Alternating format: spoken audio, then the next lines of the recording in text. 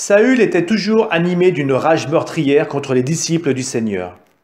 Il alla trouver le grand prêtre et lui demanda des lettres pour les synagogues de Damas, afin que, s'il trouvait des hommes et des femmes qui suivaient le chemin du Seigneur, il les amène enchaînés à Jérusalem. Comme il était en route et approchait de Damas, soudain une lumière venant du ciel l'enveloppa de sa clarté. Il fut précipité à terre.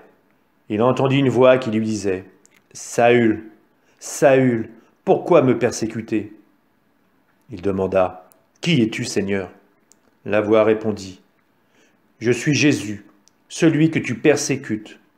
Relève-toi et entre dans la ville. On te dira ce que tu dois faire. » Ses compagnons de route s'étaient arrêtés, muets et de stupeur. Ils entendaient la voix, mais ils ne voyaient personne. Saül se releva de terre, et bien qu'il eût les yeux ouverts, il ne voyait rien. Ils le prirent par la main pour le faire entrer à Damas. Pendant 3 jours, il fut privé de la vue et il resta sans manger ni boire. Or, il y avait à Damas un disciple nommé Ananie. Dans une vision, le Seigneur lui dit « Ananie ». Il répondit « Me voici, Seigneur ». Le Seigneur reprit « Lève-toi, va dans la rue appelée rue droite, chez Jude. Tu demanderas un homme de Tarse nommé Saül, il est en prière. » Et il a eu cette vision. Un homme du nom d'Ananie entrait et lui imposait les mains pour lui rendre la vue. Ananie répondit « Seigneur, j'ai beaucoup entendu parler de cet homme et de tout le mal qu'il a fait subir à tes fidèles à Jérusalem. Il est ici après avoir reçu de la part des grands prêtres le pouvoir d'enchaîner tous ceux qui invoquent ton nom. » Mais le Seigneur lui dit « Va, car cet homme est l'instrument que j'ai choisi pour faire parvenir mon nom auprès des nations, des rois et des fils d'Israël. Et moi je lui montrerai tout ce qu'il lui faudra souffrir pour mon nom. » Ananie partit donc et entra dans la maison. Il imposa les mains à Saül en disant « Saül, mon frère, celui qui m'a envoyé, c'est le Seigneur. C'est Jésus qui t'a apparu sur le chemin par lequel tu venais. Ainsi, tu vas retrouver la vue et tu seras rempli d'Esprit Saint. » Aussitôt tombèrent de ses yeux comme des écailles, et il retrouva la vue. Il se leva, puis il fut baptisé.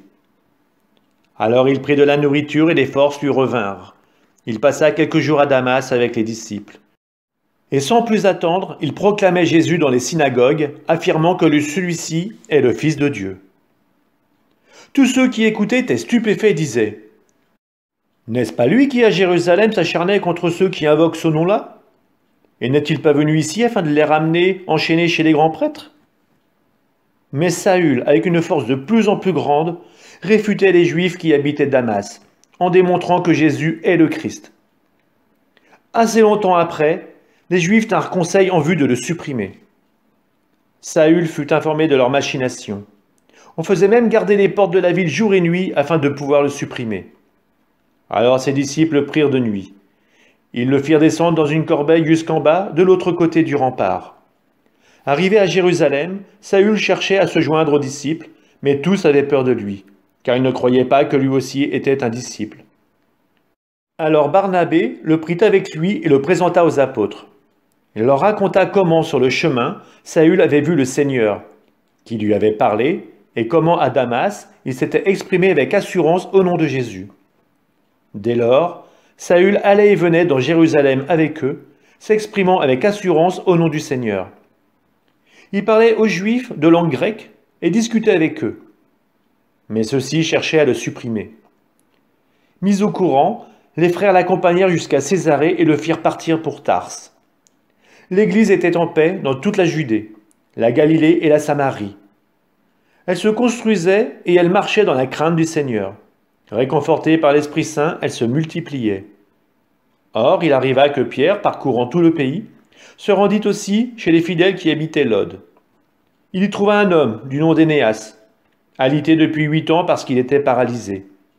Pierre lui dit « Énéas, Jésus-Christ te guérit. Lève-toi et fais ton lit toi-même. » Et aussitôt il se leva. Alors tous les habitants de Lod et de la plaine de Saron purent le voir. Et ils se convertirent en se tournant vers le Seigneur. Il y avait aussi à Jaffa une femme disciple du Seigneur, nommée Tabitha, ce qui se traduit Dorcas, c'est-à-dire gazelle.